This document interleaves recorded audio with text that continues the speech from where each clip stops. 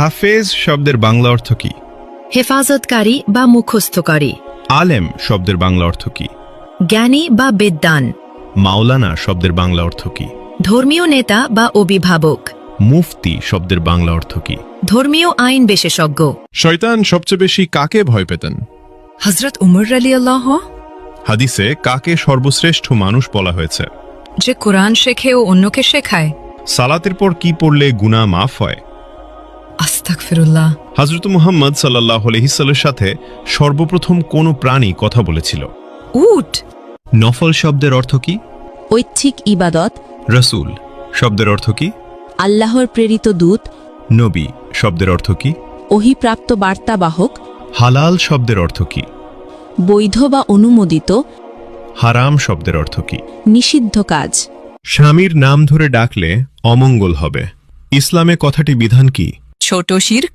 খাবার খাওয়ার সময় সালাম দেওয়ার বিধান কি? জায়েজ। স্বামীর পায়ের নিচে স্ত্রীর বেহেশত, এটি কোন ধরনের হাদিস? জাল হাদিস।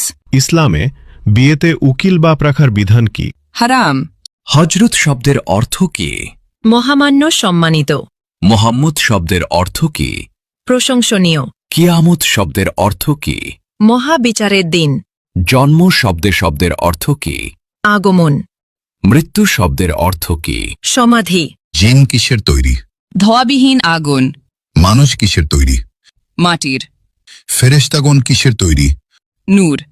পশু পাখি কিসের তৈরি? পানি ও মাটি। শয়তান কিসের তৈরি? ধোয়াবিহীন আগুন। মিকাইলের দায়িত্ব কি? রিজিক ও বৃষ্টি। ইসরাফিলের দায়িত্ব কি? সিঙ্গায় ফুক দেবেন। জিব্রাইলের কাজ কি? ওহী পৌঁছানো। আজরাইলের দায়িত্ব কি?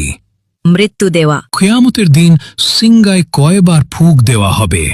2 বার। হজরত সুলাইমান আলাইহিসসালামের কতজন সন্তান ছিল? 1 জন।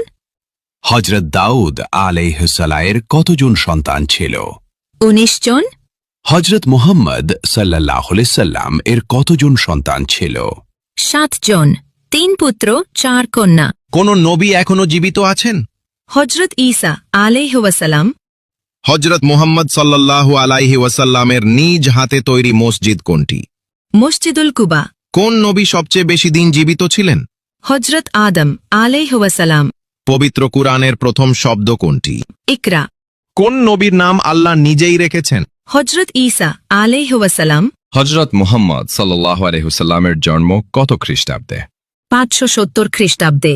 হজরত মুহাম্মদ সাল্লাল্লাহু আলাইহি ওয়াসাল্লামের জন্মস্থান কোথায়? মক্কা নগরীতে। হজরত মুহাম্মদ সাল্লাল্লাহু আলাইহি